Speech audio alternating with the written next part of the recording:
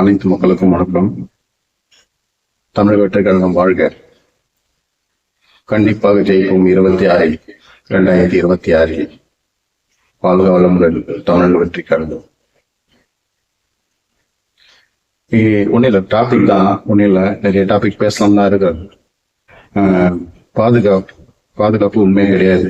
ஏன் பாதுகாப்பு இல்லைன்னா எல்லாம் கஞ்சா குடிக்கி தான் சுத்திட்டு இருக்கு வெளியே. அதை பிடிக்கணும், தெரியும் யார் அதை கஞ்சா குடிக்கிறன்ட்டு.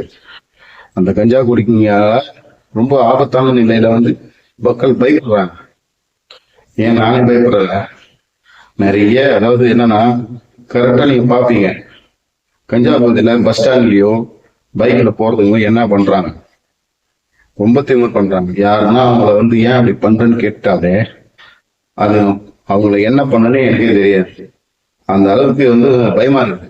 பொருளை, அதாவது கத்தி இதெல்லாம் வச்சு சுத்துறாங்க கஞ்சா போடுவீங்க. இதெல்லாம் நடவடிக்கை எடுக்கணும். சட்ட பாதுகாப்பு, சிசிடிவி கேமரா எல்லாம் இப்பத்தி ஜெனரேஷன்ல எல்லாமே வந்துடுச்சு. அதை வச்சு அவங்கள பிடிக்கலாம். யாரு அதை என்ன பண்றாங்க, இந்த பிடிச்சி உள்ள போடுங்கன்ற, ஆனா உள்ள போட்டு வெளியே விடாதீங்க. இதே மாதிரிதான் அந்த பஸ் ஸ்டாப் இருந்தது. சாரி, பஸ் ஸ்டாப்ன்ற இந்த ஸ்கூல் குழந்தைங்க போகும்போது கஞ்சா குடிக்கிங்க கல்ல வச்சு மிரடுறேன் அதெல்லாம் பண்ணிச்சுங்க. ஃபர்ஸ்ட் அவன் காலை உடைச்சா பார்த்தாதுங்க, அவன் பர்மனண்டா ஜெயில இருந்த குழந்தைங்க பதறது பார்த்தாலே எனக்கு என்ன பேசுறது தெரியல. அந்த அளவுக்கு அவன் மேல காண்டாது. அவன் உள்ளவே விட்டு அவன் உள்ளே சாவிட்டுன்றான். தேவையே கிடையாது. இந்த மாதிரி நாதாரிகள்லாம் கஞ்சா பொறிக்கலாம் தேவையில்லை. காலை உடைச்சிட்டா உள்ளே பார்த்துக்க, கால் சரியாயும் நடமாடி மறுபடியும் அந்த தப்பு தான் பண்ண போறான். கஞ்சா ஒழின்னு பாருங்க. கஞ்சாவால நிறைய தப்பு நடக்குது, ஒன்றும் கிடையாது.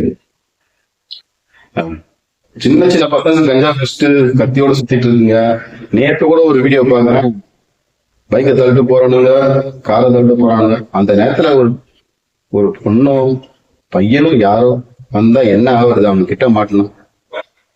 அவன் சொல்றான் வெளியிலே விடக்கூடாது, நீங்க உள்ள போட்டுறீங்களா, தயவுசெய்து வெளியே விட்டுறாதீங்க. அதுதான் சட்ட ஒழுங்கு. அவங்களெல்லாம் இவங்களுக்கு கொடுக்குற தண்டனை அடுத்தவங்க தப்பு பண்ணக்கூடாது. இல்லைன்னா கண்டிப்பா 2026 நம்ம தளபதி வந்தா இந்த சட்ட ஒழுங்கு பர்ஃபெக்டா இருக்கும். கண்டிப்பா நாங்க பண்ணுவோம். எனக்கு நம்பிக்கை இருக்குது. 2026 தளபதி தான் வரப்போறாரு. நிறைய இருக்குதுங்க சொன்னா. ஏன் அவங்கவுங்க அவங்க உரிமையை கேட்டு தானே போராடுறாங்க. அவங்க அரெஸ்ட் பண்ணி தள்ளி அதெல்லாம் தேவையில்லை தானே. ஏங்க ஒரு கவர்மெண்ட் சர்வெண்ட் புள்ள கவர்மெண்ட் சர்வெண்டா மட்டும் அவங்க மட்டும் தான் இருக்கணுமா? ஏன் ஏழை புள்ள கவர்மெண்ட் சர்வெண்ட் ஆகக்கூடாதா? பொருளாதார அடிப்படையில மக்களை பாருங்க. பொருளாதாரத்துக்கு கீழே யாரு இருக்காங்க அவங்க உதவி செய்யுங்க. அப்பதான் நம்ம நாட்டோட பொருளாதாரமும் உயரும். கண்டிப்பா எல்லாத்துக்குமே தீர்வு இருக்குதுங்க. அடுத்தவன் பொழப்பு கேட்டதுலயே நம்ம இருக்கக்கூடாதுன்ட்டு இருங்க. நிறைய பேர் பொழப்பு கேட்டு நான் சொல்றேன், வரிசையா சொல்றேன், இருங்க யார் யார் பொழப்பு கேட்டுக்கிட்டு. ஃபர்ஸ்ட் ஆட்டோ டிரைவர், ஆட்டோ ஓட்டுநரோட பொழப்பு. ஒரு மீட்டர் ரேட் ஏற்றி கொடுன்ட்டு ஒரு 7 வருஷமா போராடி இருக்காங்க. அவங்களுக்கு நீங்க உதவி செய்யலாம் கூட பரவாயில்ல, உபதரம். பைக் டாக்ஸி ரோட்ல பார்த்தா பேய்க்கும் சண்டைல அது மாதிரி பைக் டாக்ஸிக்கும் ஆட்டோ டிரைவருக்கும் சண்டை ஒரே வேடிக்கை பார்க்குது. அதுதான் நடக்குது. அது ஏன்? கரெக்ட் தான், ஆட்டோ டிரைவர் சொல்றது தப்பே கிடையாது. ஏன்னா அவங்க பர்மிட் இல்லாம ஓட்டுறாங்க. ஆட்டோ டிரைவர் பர்மிட்டோட ஓட்டுறாங்க. நீங்க மீட்டர் ரேட் ஏத்தி கொடுத்தா கண்டிப்பா அவங்களுக்கு யூஸ்ஃபுல்லா இருக்கும். அதை விட்டுட்டு நீங்க மீட்டர் ரேட் ஏத்தாம அவங்கள 8 வருஷத்துக்கு முன்னாடி வாங்கின மீட்டரே நீ வாங்கினது அப்படின்னு சொன்னா அவங்க ஒத்துப்பாங்களா? மீட்டர் ரேட் ஏற்றி கொடுத்துட்டு போங்க. இந்த ஓலா ஊபர்லாம் சப்போர்ட் பண்ணிருக்காதீங்க. மீட்டர் போட்டா அவன் பாட்டு மீட்டர் போட்டு ஓட்டுக்கிறான். நீங்க ஒரு ஆப் கொண்டு வரல, ஆப் கொண்டு வர மட்டும் நீங்க அமைச்சர் நீங்க பேட்டி கொடுத்தாரு பாத்துறாங்க. இந்த பைக் டாக்ஸி ஏதோ போராட்டப்பட்டு எதுவும் தர பண்ணாங்க போல. நீங்க மறுநாளே பைக் டாக்ஸி ஓட்டலாம் இருக்கீங்க. பைக் டாக்ஸி தான் அலோவ் பண்ணாங்க. சப்போஸ் அலோவ் பண்ணுங்க, நான் வேணாம்னு சொல்றேன். அவங்களுக்கிட்ட ஒரு வெரிபிகேஷன். பொறுக்கி பொறம்போக்கெல்லாம் ஓட்டுது பைக் டாக்ஸி. ஆட்டோவும் தான், ஆட்டோவே நான் சொல்ல, அதுலயும் ஓட்டுதுங்க. பப்ளிக் சர்வீஸ் பண்றவங்கள கண்டிப்பா என்ன பண்ணணும்னா வெரிபிகேஷன் பண்ணணும். அவன் நல்லவனா கெட்டவனான்ட்டு, அவன் மேல ஏதாவது கேஸ் இருக்கான்ட்டு. அப்படி கேஸ் ஏதாவது பப்ளிக் சர்வீஸ் பண்ணவே கூடாது. கரெக்டுங்களா? இதுதான் உண்மை. அப்படி தூயமான ஆளுங்க போடுங்க. அப்படி போட்டாதான் மக்களுக்கு சேஃப்டி இருக்கும். அதை விட்டுட்டு எல்லாருக்குமே பர்மிஷன் கொடுத்துட்டா, ஆட்டோ ஓட்ட பைக் ஓட்ட பர்மிஷன் கொடுத்துட்டா எப்படிங்க? அதே மாதிரி பைக் டாக்ஸி வந்து அவசியமா கொண்டு வாங்க, தப்பே கிடையாது. ஆனா நிறைய ஆக்சிடென்ட் ஆகுது நான் பாக்குறேன். ஆனா கொண்டு வாங்க. அதுக்கு வந்து ப்ராப்பரா இன்சூரன்ஸ் பர்மிட் எல்லாம் போட்டு டீ போட்டு கொண்டு வாங்க. அதையும் ஆட்டோ டிரைவரும் கஷ்டப்படுறாங்க. ஆட்டோ ஃபீல்ட்ல வந்து நிறைய தப்பு நடந்தது. இப்போ கூட அந்த கிளம்பாக்கத்தில் நடந்தது கூட நான் பார்த்தேன். அது மாதிரி நடக்கக்கூடாதுன்னா நம்ம என்ன பண்ணணும்னா, வெரிஃபிகேஷன் அவன் மேல வந்து எதனா கேஸ் இருக்குதா, கொலை பண்ணிக்கிறானா, அந்த மாதிரி கேஸ் இருந்தா அதுல பப்ளிக் சர்வீஸ் பண்ண கூடாது.